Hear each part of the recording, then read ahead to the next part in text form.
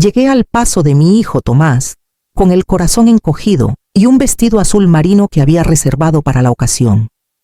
El camino hasta Pontevedra estaba iluminado por faroles antiguos, y desde la carretera ya podía escuchar la música de gaitas que anunciaba la magnitud de la celebración. Era su 40º cumpleaños, y yo me sentía orgullosa de verlo triunfar. Aunque en el fondo algo me oprimía el pecho, aparqué en la explanada de grava y respiré hondo antes de cruzar la entrada principal, flanqueada por hortensias que mi difunto Alfredo habría admirado. El salón principal parecía sacado de una postal de verano gallega, guirnaldas cálidas colgaban entre las vigas. El aroma a pulpo a feira flotaba mezclado con el del vino albariño, y la alta sociedad local brindaba como si la vida fuera perfecta. Sin embargo, desde el primer momento noté un detalle que me heló un poco. Tomás me saludó con un beso rápido, sin mirarme a los ojos, y se excusó para hablar con unos invitados. Leticia, mi hija, se mantenía a distancia, inclinada hacia un hombre trajeado con maletín de cuero que no reconocí. Susurros, miradas de soslayo y un gesto nervioso en sus manos me hicieron sentir extraña en la que alguna vez fue mi propia familia. Me acerqué a la mesa donde habían colocado mi copa de vino. Sonreí a un par de vecinos de Vigo que me saludaron amablemente. Y fue entonces cuando sentí un tirón suave en la falda. Bajé la vista, Iván. Mi nieto de 11 años. Estaba pálido como la cera. Abuela, vete rápido, susurró. Apenas audible. El mundo pareció detenerse. Me incliné hacia él, confundida. ¿Qué dices, cariño? Iván temblaba, los ojos vidriosos de miedo. Por favor, vámonos ya. Giré instintivamente la cabeza buscando respuestas, y entonces vi a Leticia cambiar discretamente mi copa por otra, mientras hablaba con el hombre del maletín. Una corriente helada recorrió mi espalda. No pregunté nada más. Tomé la mano de Iván, que apretó la mía con fuerza, y con pasos firmes atravesamos el corredor lateral hasta la puerta trasera. El aire fresco de la ría me golpeó el rostro mientras cruzábamos el jardín iluminado por faroles, y sentí que cada latido de mi corazón marcaba el ritmo de una huida que no entendía del todo. Abrí la verja de servicio y nos alejamos hacia el coche, sin mirar atrás, mientras mi mente comenzaba a llenarse de preguntas que no quería enfrentar todavía. Siguiendo el impulso de proteger mi vida y la de mi nieto, el motor del coche ronroneaba mientras la lluvia fina golpeaba el parabrisas con un ritmo casi hipnótico. Apreté el volante con fuerza, intentando controlar el temblor de mis manos. Iván iba en silencio a mi lado, hasta que de pronto rompió a llorar. Con un sollozo entrecortado que me partió el alma, escuché a papá y a tía Leticia. Dijo con voz temblorosa: «Quieren hacerte pasar por loca». Sentí un nudo en el estómago. Aparté la vista de la carretera para mirarlo. Sus mejillas estaban enrojecidas y sus ojos llenos de miedo. ¿Cómo que pasarme por loca? Iván, pregunté en un susurro, temiendo la respuesta. Hablaban de traer a un psiquiatra. Respiró hondo, pero no uno de verdad. Uno que diría delante de todos que tienes demencia. Iban a grabarlo y después iban a internarte. Un escalofrío me recorrió la espalda. La imagen de Leticia cambiando mi copa en el salón adquirió un nuevo sentido. Y decían que, cuando tú no estuvieras, se quedarían con la casa del abuelo y con tu dinero. El corazón me golpeaba en el pecho como si quisiera escapar. Recordé de golpe las últimas semanas las llamadas insistentes de Tomás para que firmara un poder notarial por si acaso. Las visitas de Leticia con papeles que evitaba dejar demasiado tiempo frente a mí. Siempre había confiado en mis hijos, pero ahora todo parecía encajar en un rompecabezas siniestro. Mantuve la mirada en la carretera mientras el limpiaparabrisas barría la lluvia. Por el retrovisor, comprobé que ningún coche nos seguía. Sentí un alivio fugaz, mezclado con un miedo visceral. Tomé aire despacio y apreté la mano de mi nieto. Gracias por decírmelo. Iván, logré decir, aunque la voz me salió quebrada. No vamos a dejar que nos hagan daño. El niño asintió, limpiándose las lágrimas con la manga de su jersey, y apoyó la cabeza en el asiento. Exhausto por la tensión, yo seguí conduciendo sin rumbo fijo, sintiendo que cada kilómetro nos alejaba de una trampa que ya estaba en marcha. Y mientras la lluvia seguía cayendo sobre el parabrisas, comprendí que debía actuar rápido, porque lo que acababa de escuchar no era solo un miedo infantil, sino el primer hilo de una traición cuidadosamente planificada que estaba a punto de envolvernos. Conduje durante un buen rato sin rumbo claro.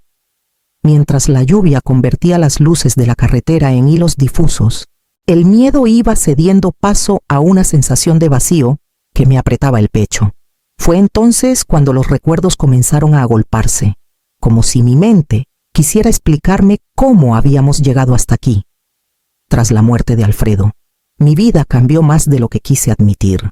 Durante años, los domingos en Santiago habían sido sagrados: la mesa llena de empanadas, caldo gallego, el sonido de Gael, mi difunto esposo, riendo mientras descorchaba una botella de vino. Pero apenas lo enterramos, aquellas comidas se fueron apagando. La primera semana después del funeral, Tomás llegó solo un momento, con un ramo en la mano y la mirada perdida. A la siguiente, Leticia me llamó para decir que no podía venir. Demasiadas cosas en el trabajo. Mamá, en menos de 3 meses. Los domingos se habían convertido en un ritual solitario. Cuando venían, las conversaciones eran distintas. Tomás casi siempre encontraba la manera de hablar de dinero: mis ahorros, los impuestos de la casa, los seguros pendientes. Y Leticia repetía una frase que ahora resuena como una amenaza disfrazada de preocupación: mamá, una casa tan grande en la ría es peligrosa para una mujer sola. Recuerdo un día de otoño, cuando el sol se filtraba perezoso por las contraventanas. Me quedé dormida en la butaca del salón, rendida por el cansancio. Al abrir un ojo, todavía medio adormilada, vi a Leticia inclinada sobre la mesa del comedor, móvil en mano, fotografiando discretamente la escritura de la casa que yo había dejado allí después de revisar unos papeles. Fingí seguir dormida. Ella guardó el teléfono y salió sin hacer ruido. Aquel instante volvió a mi mente con la claridad de una puñalada. No era una idea improvisada de último momento. Era un plan que mis propios hijos habían estado tejiendo durante meses, quizás años. Con la paciencia de quien espera el momento perfecto para traicionar, apreté el volante con fuerza, sintiendo que algo se rompía para siempre dentro de mí. Y mientras el coche avanzaba entre la niebla de la ría, comprendí que debía prepararme para enfrentar la codicia de mis hijos, porque lo que estaban dispuestos a hacer apenas comenzaba. Llegamos a mi casa de piedra junto a la ría cuando la noche ya había caído. El sonido del agua golpeando suavemente contra las rocas solía darme paz. Pero aquella vez sentí que cada ola traía un eco de amenaza. Abrí la puerta y, por primera vez desde que Alfredo la construyó, mi casa no me recibió con calidez. Era un refugio que ahora parecía una jaula sin candado. Encendí las luces del salón y me aseguré de cerrar todas las ventanas. Iván se dejó caer en el sofá, con el cuerpo pequeño encogido. Agotado por la tensión, respiré hondo y marqué el número de Rafael Molina, el abogado de confianza que había atendido los asuntos de mi esposo durante años en Vigo. Contestó con voz grave, y apenas terminé de explicarle lo que Iván me había contado, hizo un silencio breve antes de responder a Aurelia. Si esto es cierto, podrían declarar tu incapacidad y vaciar tus cuentas en cuestión de semanas. He visto casos así, y siempre empiezan con el mismo patrón. Me temblaron los dedos mientras sostenía el teléfono. Escuchar mis temores en boca de alguien con experiencia los hacía más reales. Acordamos que al día siguiente nos reuniríamos en su despacho para estudiar opciones y proteger mi patrimonio. Subí con Iván a preparar la habitación de invitados, mientras doblaba las sábanas. Él se quedó en la puerta, con la mirada baja. Abuela, susurró. Papá subió al desván hace unos días. Dijo que buscaba papeles importantes. El corazón me dio un vuelco. En ese desván guardaba fotos familiares, cartas de Alfredo y copias antiguas de escrituras y contratos. Si habían estado hurgando allí. El plan llevaba tiempo en marcha. Arropé a Iván y lo vi quedarse dormido enseguida.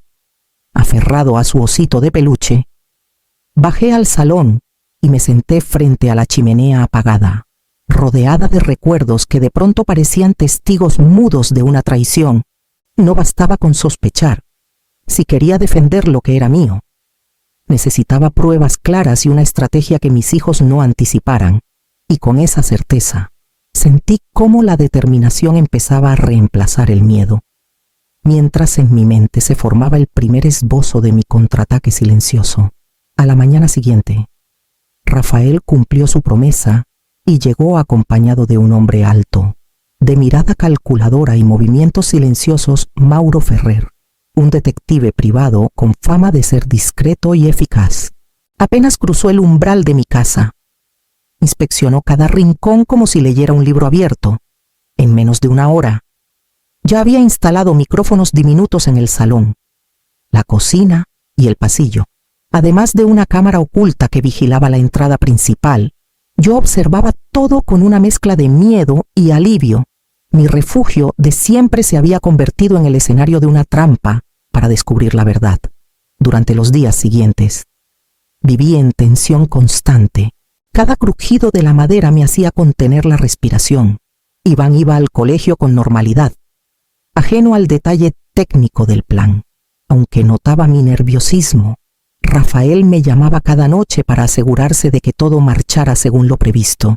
La oportunidad llegó antes de lo que esperaba. Una tarde, escuché el motor de un coche en la entrada. Leticia bajó sin avisar, vestida con su habitual elegancia fría, y se paseó por la sala como si la casa ya le perteneciera. Contestó una llamada justo frente a uno de los micrófonos ocultos. Sí, el médico dice que si hoy se marea. Firmamos todo en 2 días, dijo con naturalidad, como quien organiza un trámite rutinario. Mi corazón comenzó a latir como un tambor. Me escondí tras la puerta del pasillo, conteniendo el aire. Mientras el grabador hacía su trabajo, aquellas palabras eran la confirmación que necesitaba. Esa misma noche, revisé mi correo electrónico, el que había compartido ocasionalmente con Tomás para asuntos familiares. Entre los mensajes enviados encontré notificaciones de movimientos bancarios que yo no había autorizado, pequeñas transferencias, aparentemente inofensivas, que juntas sumaban una cantidad preocupante. Mi propio hijo había estado usando mis datos como si fueran suyos. Apagué el ordenador con las manos heladas. Entre la grabación de Leticia y la evidencia digital, ya tenía las primeras piezas de mi defensa. Por primera vez, sentí que el miedo empezaba a transformarse en estrategia y que la contraofensiva que había imaginado la noche anterior estaba lista para dar su primer paso silencioso. Rafael escuchó con atención las grabaciones y revisó los movimientos bancarios que había encontrado. Al terminar, me miró con una seriedad que me erizó la piel. Aurelia, ha llegado el momento de arriesgar, dijo. Si queremos desactivar su plan y exponerlos, necesitamos que caigan en su propia trampa. Su propuesta era tan osada como peligrosa: convocar una reunión familiar en mi casa, invitando no solo a Tomás y Leticia, sino también a un par de primos y 2 vecinos de confianza como testigos silenciosos. Todo se presentaría como una charla urgente sobre mi salud y el futuro de la familia. Mientras ellos creyeran que se aproximaban a su victoria, nosotros prepararíamos el escenario para su caída. Acepté con un nudo en el estómago. Esa misma tarde, redacté invitaciones discretas y llamé a los vecinos que habían visto de cerca mi soledad durante los últimos meses. Ellos no dudaron en apoyar mi plan. Uno de ellos, un jubilado llamado Eusebio, me dijo con voz firme: si tu familia trama algo así, lo sabrá todo el barrio cuando termine la noche. Al volver de la oficina de correos, encontré algo que me hizo estremecer. En mi buzón había un sobre sin remitente. Dentro, un papel escrito a mano, No te fíes de nadie. No firmes nada.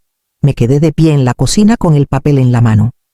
Sintiendo que el aire se volvía más pesado, aquello significaba que alguien más estaba observando mi situación desde la sombra.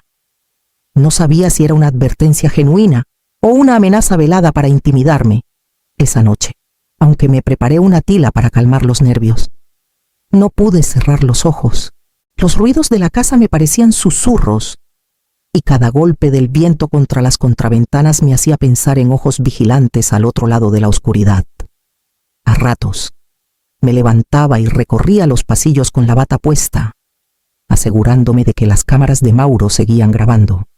Entre el insomnio y la tensión, comprendí que la partida apenas estaba empezando y que en pocas horas tendría a todos frente a mí, en un juego en el que no habría vuelta atrás. El reloj del salón marcaba las 7 en punto cuando escuché el motor de un coche detenerse frente a mi casa. Respiré hondo y apreté la taza de té entre mis manos antes de abrir la puerta. Tomás y Leticia entraron con sonrisas forzadas, y detrás de ellos apareció el doctor Ramiro, cargando un maletín negro que parecía pesar más que su conciencia. Saludaron a los primos y a los 2 vecinos que habían aceptado mi invitación, fingiendo cordialidad. Aunque sus ojos se movían con nerviosismo por la sala, nos sentamos en círculo. Como si fuera una tertulia familiar, Leticia tomó la iniciativa con su tono dulce de siempre. El mismo que de niña usaba para pedirme favores mamá. ¿Recuerdas qué día es hoy?, preguntó, mirándome como si hablara con una enferma de memoria frágil. Los testigos intercambiaron miradas incómodas. Yo sonreí con serenidad. Claro que sí.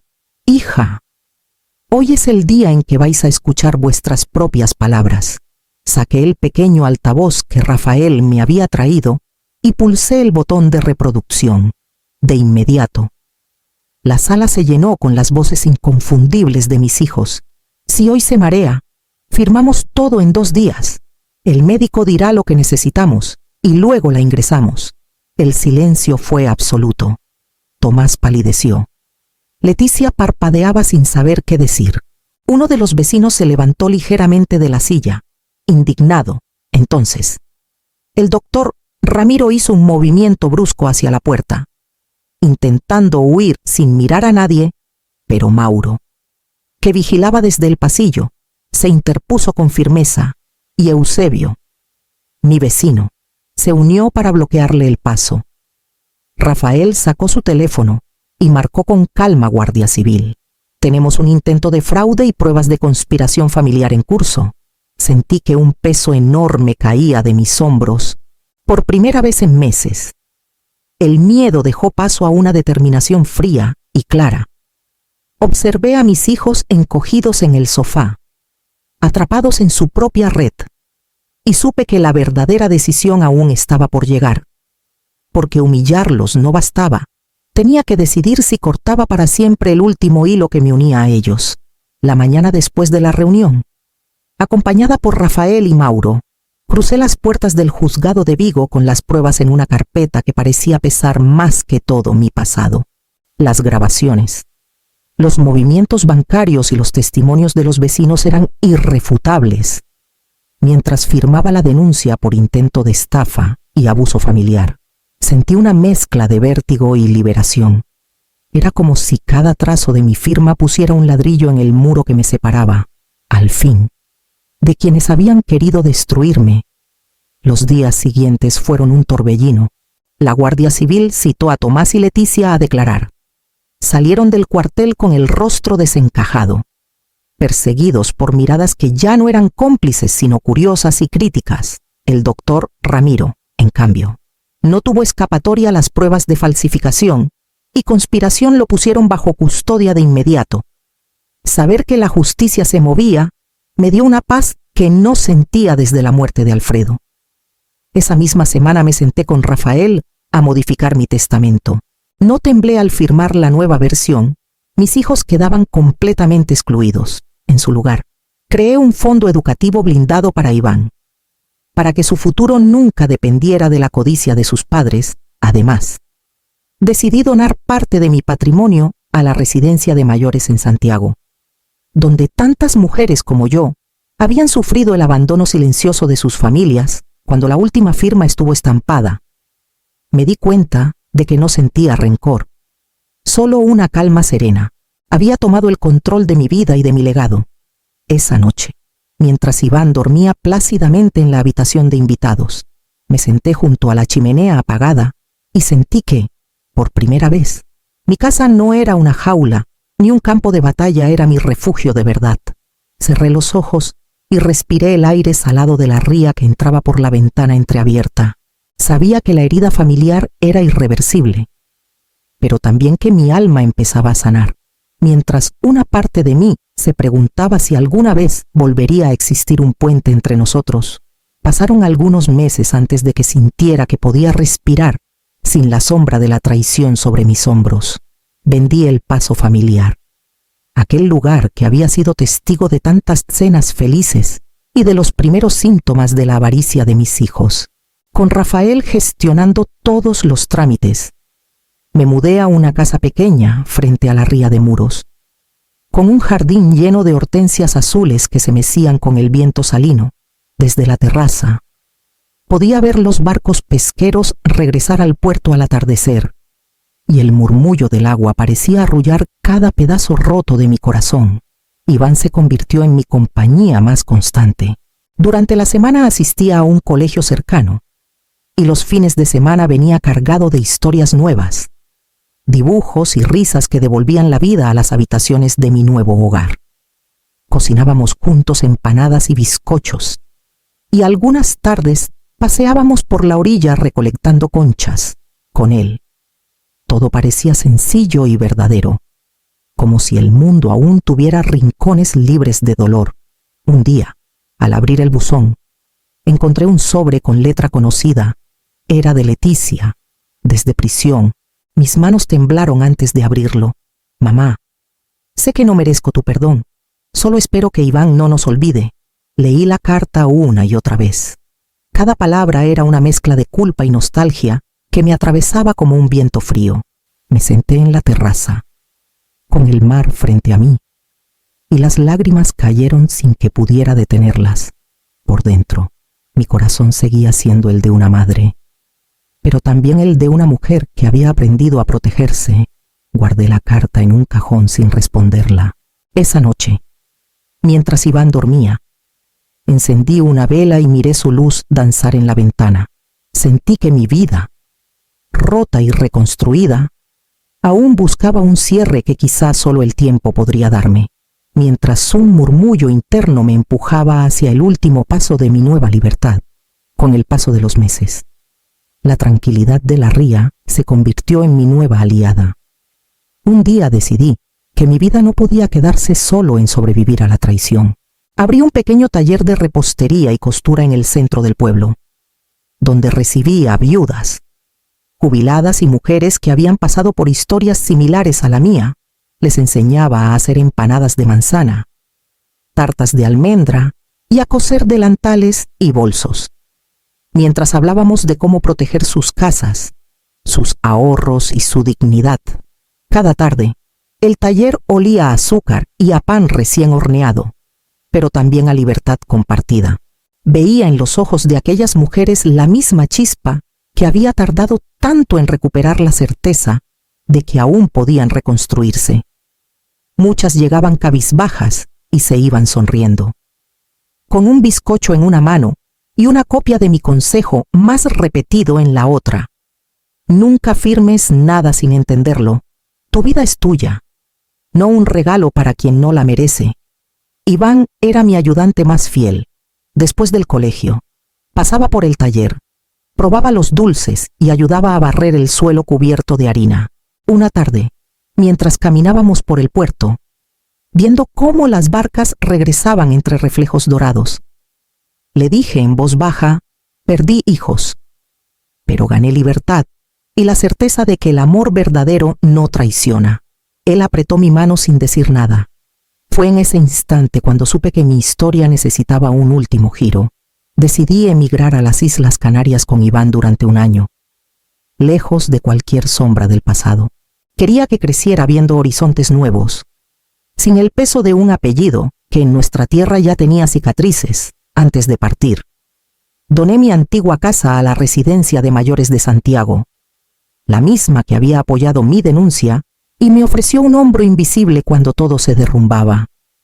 La mañana que embarcamos rumbo a nuestro nuevo destino, sentí que mi vida, por fin, no se definía por el dolor ni por la venganza, sino por la movilidad y el renacimiento, porque entendí que mi verdadera victoria no era castigarlos, sino recuperar la paz y elegir, al fin, mi propio destino.